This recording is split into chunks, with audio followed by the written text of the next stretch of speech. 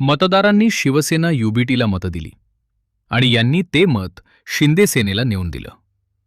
हे आहे महाराष्ट्राच्या राजकारणातलं सगळ्यात मोठं विश्वासघाताचं नाटक, ऑपरेशन टायगर.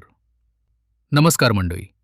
आज आपण बोलणार आहोत त्या 6 शिवसेना युबीटी खासदारांबद्दल, ज्यांनी उद्धव ठाकरेंना सोडून एकनाथ शिंदेंच्या शिवसेनेत प्रवेश केला. हे 6 खासदार आहेत: संजय दिना पाटील, संजय देशमुख, संजय जाधव, भाऊसाहेब वागचौरे, नागेश पाटील आष्टीकर आणि ओमप्रकाश राजे निंबाळकर. पण प्रश्न हा आहे, हे खासदार चूक करत आहेत का? आणि 2029 मध्ये जनता यांना माफ करेल का?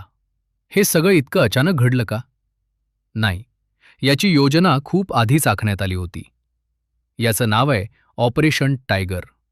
टायगर हे चिन्ह बाळासाहेब ठाकरेंनी स्वतः काढलेलं, आणि त्याच वाघाचा वापर करून उद्धव ठाकरेंच्या पक्षाला घाव घालण्यात आला.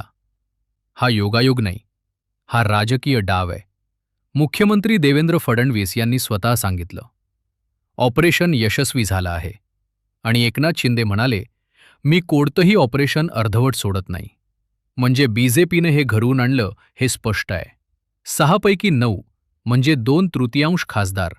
हे आकडे पहा. पक्षांतरबंदी कायद्यानुसार तेवढ्याच खासदारांनी एकत्र गेलं तरच अपात्रता टळते.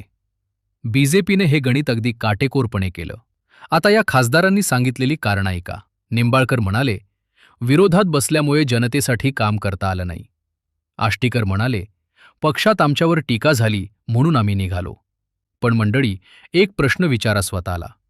जेव्हा तुम्ही युबीटीच्या तिकिटावर निवडणूक लढलात तेव्हा हे माहीत नव्हतं का की तुम्ही विरोधात असाल? मतदारांनी तुम्हाला त्याच पक्षाचे प्रतिनिधी म्हणून निवडलं होतं. आणखी एक ट्रेंडिंग अँगल.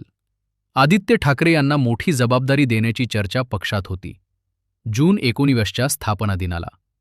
काही जाणकार म्हणतात की हेच या खासदारांना रुचलं नाही. म्हणजे पक्षावर राग नाही तर आदित्यवर राग होता. हा राग त्यांनी मतदारांवर काढला. आता येतो सगळ्यात महत्त्वाच्या प्रश्नाकडे. 2029 मध्ये हे खासदार पुन्हा निवडून येतील का? उत्तर आहे, अवघड आहे. पहा, संजय दिना पाटील हे मुंबई ईशान्य मतदारसंघातून निवडून आले. हा उद्धव ठाकरेंचा बालेकिल्ला. इथल्या शिवसैनिकांनी युबीटीला मत दिलं होतं, शिंदे सेनाला नाही. आता पाटलांची स्वतःची मुलगी राजुल पाटील बीएमसीमध्ये शिवसेना युबीटीच्या तिकिटावर निवडून आलीये. घरातच पक्ष विभागला गेला. संजय राऊत म्हणाले, या खासदारांना एकेकाळी रिक्षाने प्रवास करण्याचीही ऐपत नव्हती. आज प्रायव्हेट जेट्समध्ये फिरतायत उद्धव ठाकरेंमुळे. हे ऐकून सामान्य शिवसैनिक नक्कीच विचार करेल. आणि जनता कधीच विश्वासघात विसरत नाही. हे महाराष्ट्राच्या इतिहासानं वारंवार सिद्ध केलंय.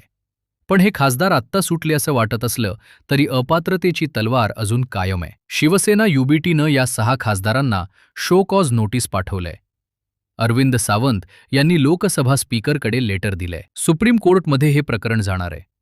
आणि जर कोर्टानं डिस्क्वालिफाय केलं तर या 6 जागांवर बाय इलेक्शन्स होतील.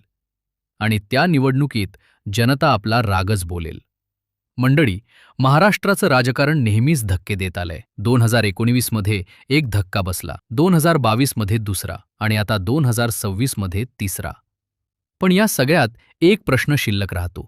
मतदारानं दिलेलं मत, त्याच्या परवानगीशिवाय दुसऱ्या पक्षाला देण्याचा अधिकार या खासदारांना होता का? हा प्रश्न तुम्ही ठरवायचा. कमेंटमध्ये सांगा.